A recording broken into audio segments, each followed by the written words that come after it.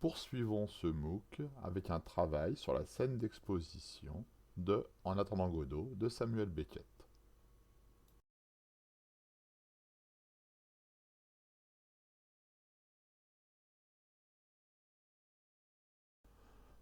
Lorsque le rideau se lève, le spectateur découvre un étrange personnage en train de batailler avec sa chaussure. Il essaye désespérément de l'enlever, abandonne, puis recommence. Très vite, un second personnage, Vladimir, va arriver. Et on découvre lentement que ces deux personnages, Estragon et Vladimir, sont là pour attendre l'arrivée d'un troisième qui s'appellerait Godot.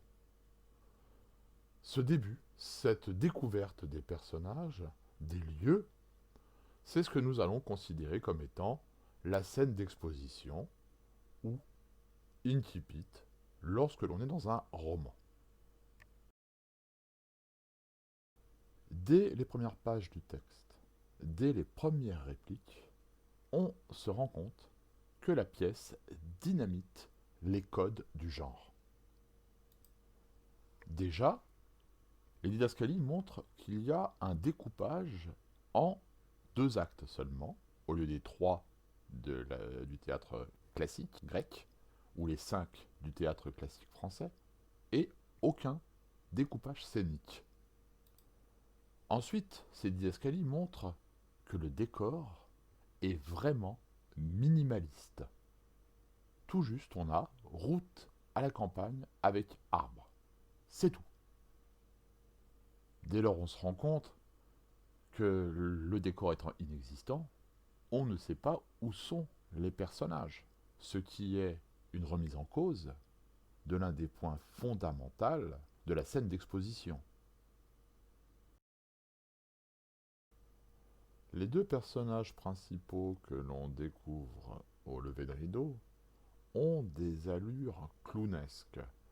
Leurs discussions n'ont pas de sens, leur tenue est improbable, avec un bouton de pantalon qui n'est pas mis correctement, avec des chaussures qu'il faut enlever tous les soirs et des tenues particulièrement abîmées, ce sont presque deux clowns.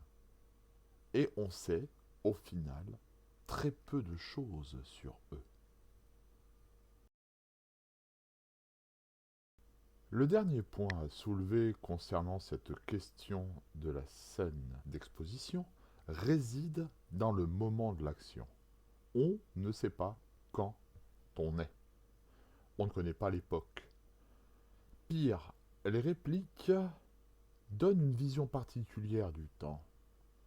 On entend tout à l'heure, te revoir, depuis une éternité, tous les jours.